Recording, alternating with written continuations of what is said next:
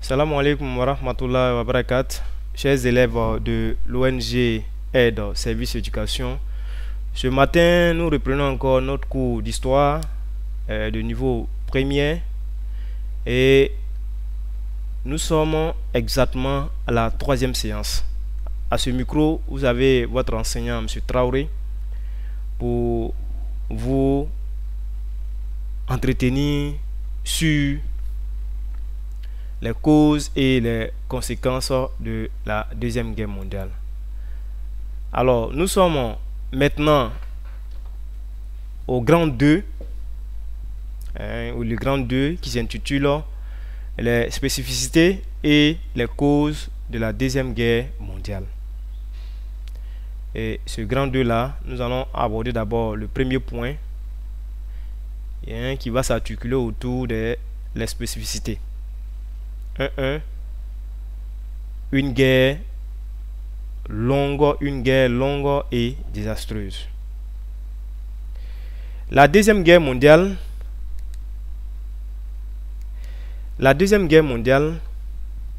a débuté en mars 1939.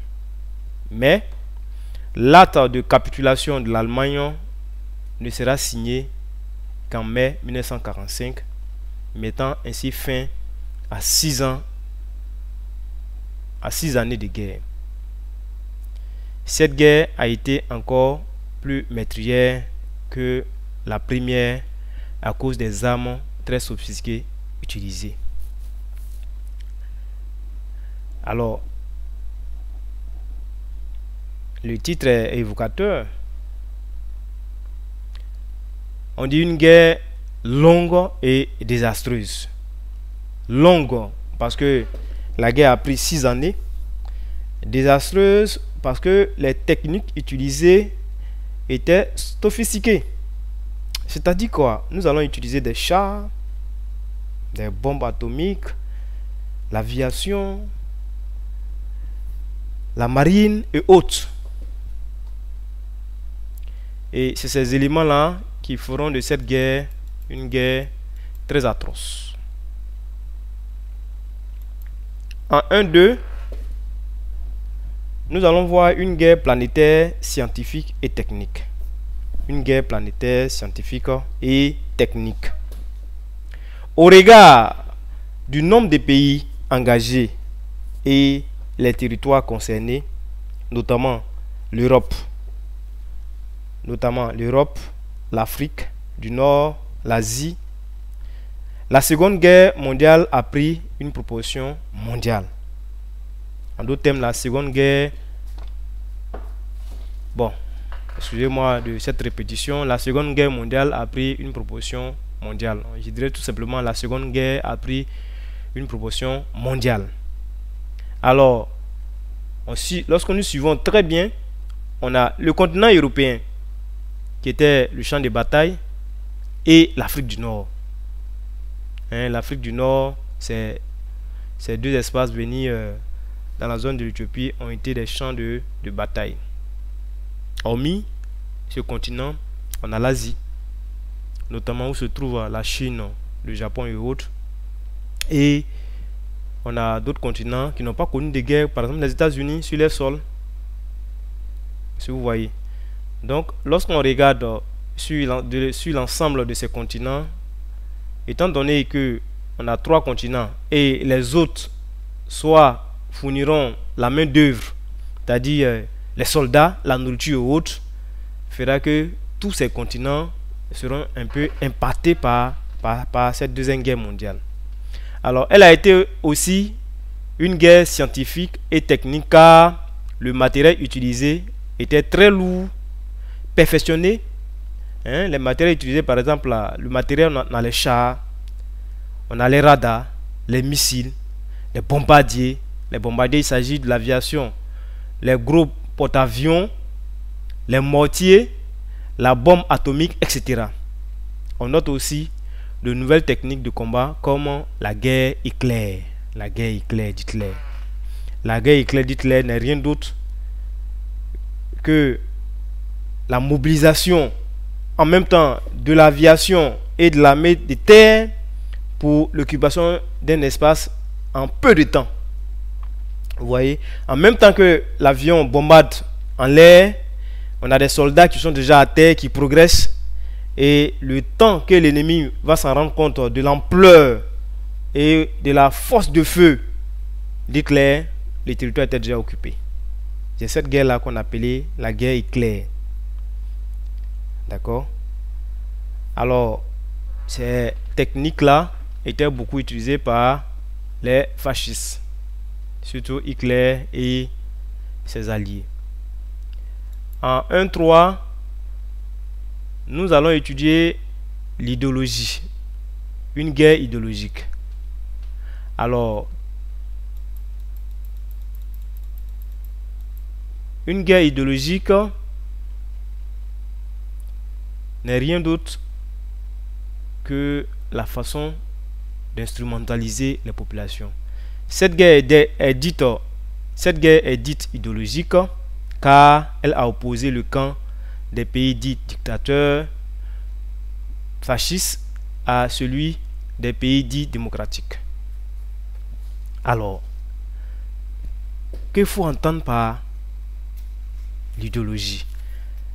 Il faut savoir que après la Première Guerre mondiale, beaucoup de leaders fascistes viendront au pouvoir. Notamment, je vous l'ai déjà signifié, l'arrivée au pouvoir de Mussolini, c'était en 1922. En 1922, il arrive au pouvoir en Italie. Malheureusement, il sera exécuté le 28 avril 1945, c'est-à-dire à la fin de la guerre.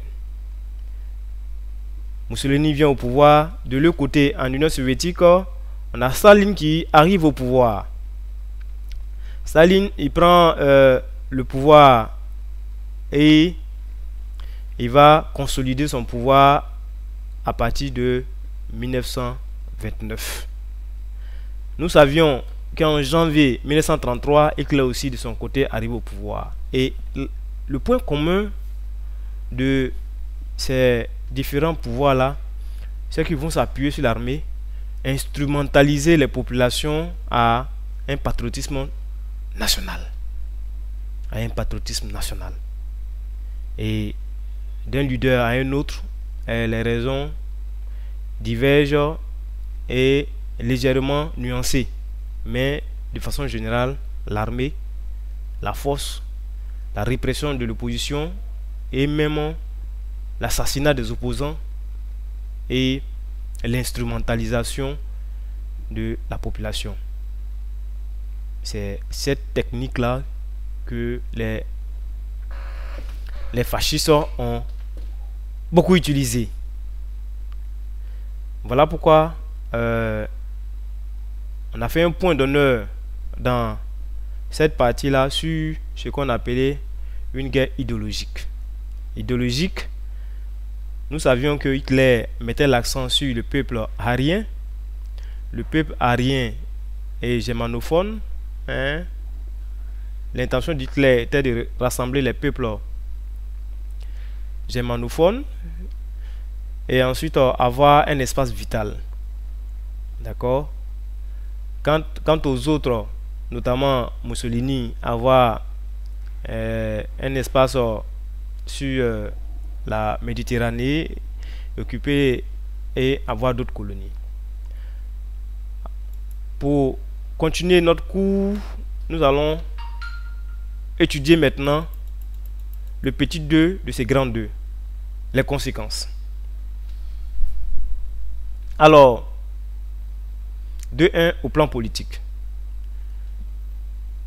Au plan politique, l'Union soviétique retrouve ses territoires et l'Allemagne perd les siens. Alors, si vous avez bien suivi, lorsqu'on a parlé des agressions hitlériennes, on a parlé des frontières de l'Union soviétique, notamment Memel et la Routenie. Et même, il pourrait parler de Danzig, qui est qui appartient, disons, qui est dans les frontières polonaises et qui sont carrément à la frontière de l'Union soviétique. D'accord? Deuxième point, Berlin est divisé en 4 zones d'occupation entre les Alliés. En troisièmement, l'effondrement des régimes fascistes dans le monde, c'est-à-dire Hitler, à partir de 1945. Après mai-juin 1945, Hitler va mourir, Mussolini sera assassiné, Franco sera plus au pouvoir et Staline ne sera plus au pouvoir. D'accord? D'où l'expression de l'effondrement des régimes fascistes dans le monde.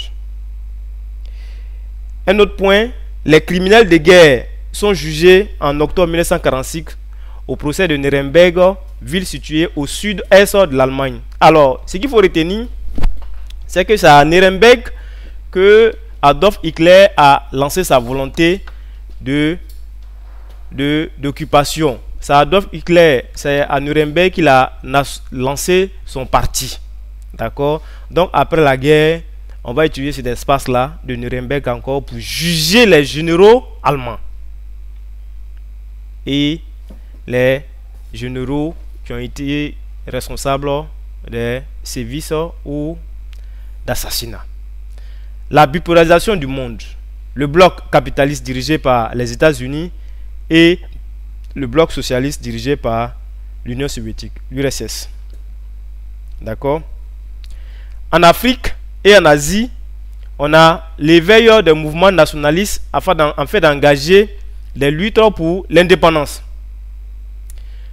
On va finir par la création de l'ONU à la conférence de San Francisco en juin 1945 en remplacement de la SDN. J'aimerais mettre un point d'honneur sur l'exemple africain. Vous saviez, la mobilisation pour la Deuxième Guerre mondiale a provoqué des chocs en Afrique, au point même que certaines personnes, certaines populations ont commencé à se révolter. Alors, après cette Deuxième Guerre mondiale, précisément même pas après, il faut dire à partir de 1944, il y a un événement qui sera un événement déclencheur du nationalisme des Africains. Ça va pousser les Africains généralement à aller vers la décolonisation. Et cet événement-là n'est rien d'autre que Tiroy. Après la guerre, lorsque certains tirailleurs rentraient chez eux, alors voulant revendiquer les mêmes avantages que les soldats blancs occidentaux, ils ont été massacrés par l'armée coloniale.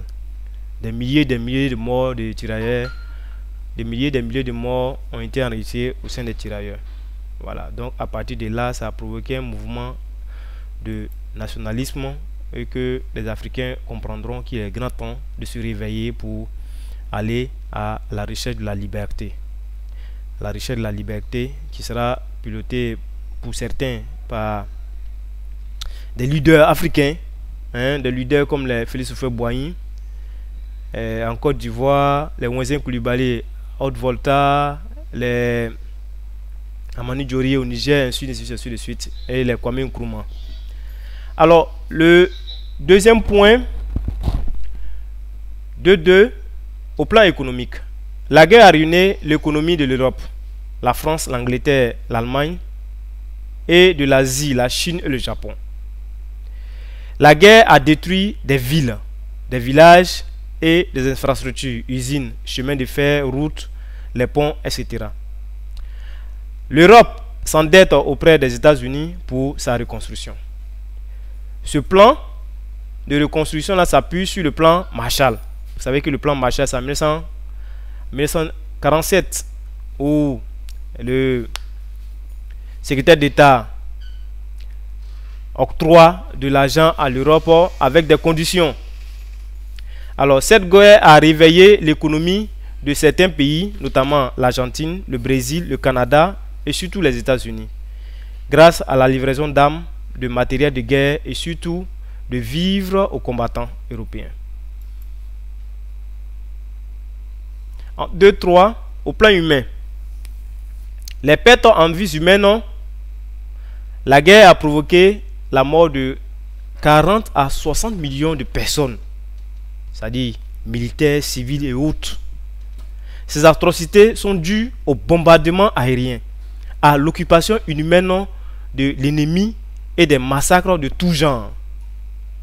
La dignité humaine a été spoliée par le mépris des droits humains, car le conflit s'est caractérisé par l'emploi généralisé de la torture, l'utilisation de la bombe atomique, des génocides, l'extermination de plus de 6 millions d'êtres humains dans les camps de la mort ou encore camps de concentration. Il s'agit exactement des juifs et des gitanes. Mais n'oubliez pas aussi, il y a eu des Africains. Mais seulement comme nous, on nous prenait en Afrique pour aller faire le combat, on était considérés comme des combattants. Et on est sans ignorer que pendant cette même période, on a eu les bombardements de Nagasaki et de Hiroshima par les États-Unis, quand bien même que le Japon était affaibli. Mais en titre de vengeance, les États-Unis ont bombardé ces deux villes-là pour servir d'exemple au Japon. Alors, en conclusion, il faut retenir que la Deuxième Guerre mondiale, cette guerre désastreuse, a engendré des conséquences à la fois humaines, politiques et économiques. Mais le continent européen fut le grand perdant car elle a perdu sa suprématie au profit des États-Unis. Cette guerre a aussi consacré la bipolarisation du monde et la création de l'ONU afin d'assurer une paix mondiale durable. Alors, voilà ainsi que prend fin notre leçon. Mais vous savez toujours qu'on commence une leçon par une situation d'apprentissage et on finit toujours par une situation d'évaluation. Alors, en guise de situation d'évaluation, réfléchissez à la maison déjà sur ce sujet. Alors, vous allez prendre votre livre à la page 47, le livre d'activité d'histoire et géo. Et le sujet, c'est un commentaire de document. La consigne, répondre plutôt aux questions relatives aux documents de la page 47 du livre d'activité d'histoire et géo des éditions Leader. Donc, déjà à la maison, vous réfléchissez à ce commentaire de document là déjà. Donc je tiens à vous remercier, surtout prenez soin de vous-même et de votre famille. Salam alaikum wa rahmatullah wa barakatuh.